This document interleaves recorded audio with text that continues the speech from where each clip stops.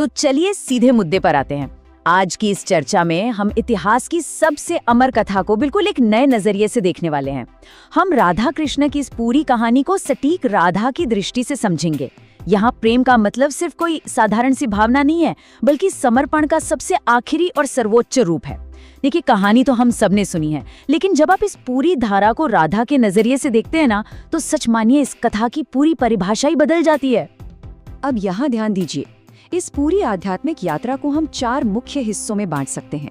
बचपन का संयोग यानी मासूम मिलन, फिर किशोर अवस्था का रास यानी दिव्य नृत्य, उसके बाद आता है यौवन का वियोग यानी दूरी की गहरी पीड़ा, और आखिर में अनंत काल के लिए विलीन हो जाना।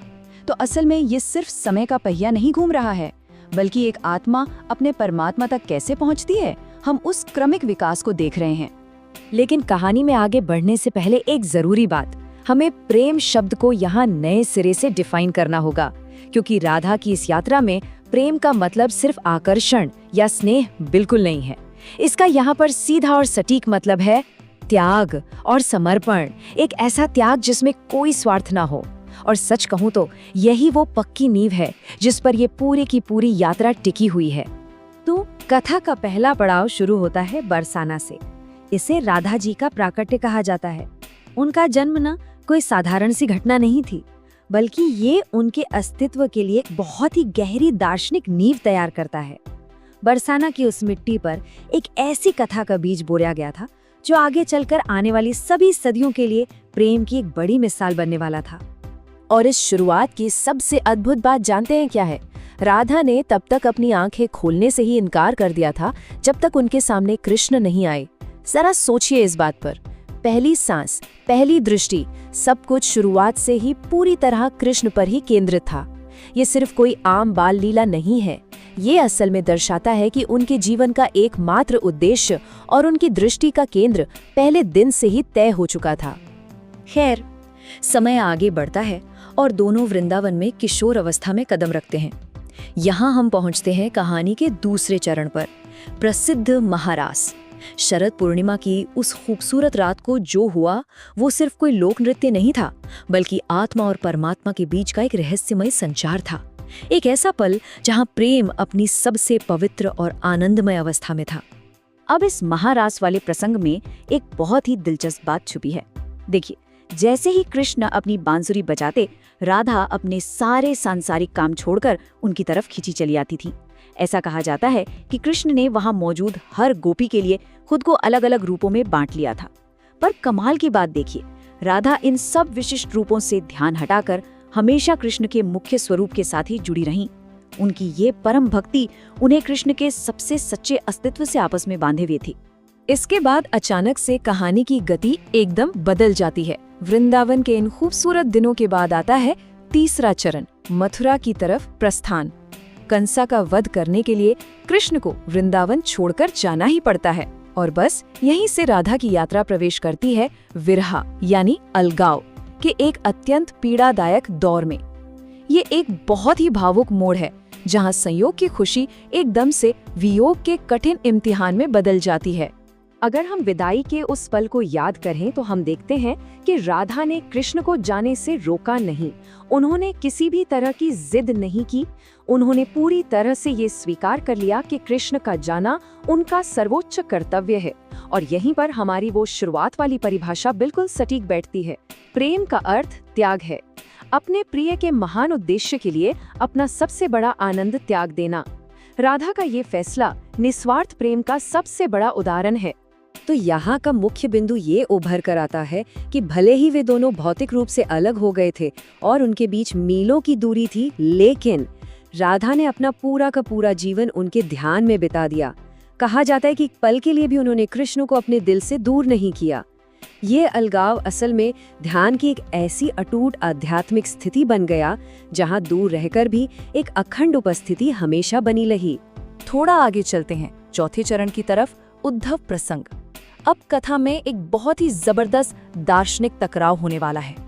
कृष्ण, जो अब मथुरा में है, अपने अत्यंत विद्वान और ज्ञानी मित्र उद्धव को वापस वृंदावन भेजते हैं।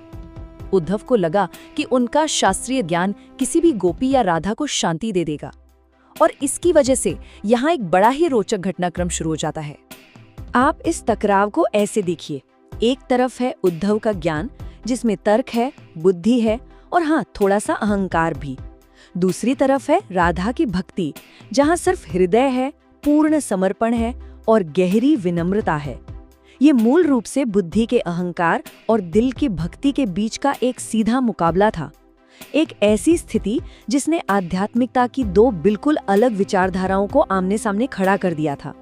और तब राधा एक ऐसी बात कहती हैं जो उद्धव के सारे ज्ञान के घमंड को एक झटके में तोड़कर रख देती हैं।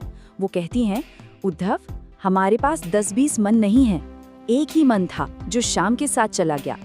कमाल की बात है ना। इस एक वाक्य में उन्होंने स्पष्ट कर दिया कि उनके पास इन कठिन दार्शनिक बातों को समझने के लिए 10-20 अलग-अलग दिमाग नहीं है, एक ही मन था और वो तो पहले ही शाम के पास जा चुका है। जब महान ज्ञानी उद्धव ने ये पूर्ण समर्पण देखा तो सच में उनकी आंखें खुल गईं। उनका सारा अहंकार वहीं चकनाचूर हो गया। उन्हें उसी पल ये समझ आ गया कि राधा का ये अनन्य प्रेम किसी भी किताबी ज्ञान से लाख गुना ऊपर है। इस विनम्रता ने उन्हें इतना प्रभावित किया कि उन्होंने स्वयं राधा जी के चरणों की धूल बनने की इच्छा जाहिर की। मतलब ज्ञान ने पूरी तरह से भक्ति के आगे हार मान ली थी।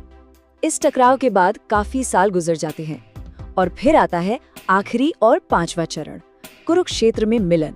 एक सूर्य ग्रहण का वक्त था और वर्षों के लंबे वियोग के बाद राधा और कृष्ण आमने सामने होते हैं। पर अब स्थितियां पहले जैसी बिल्कुल नहीं थी।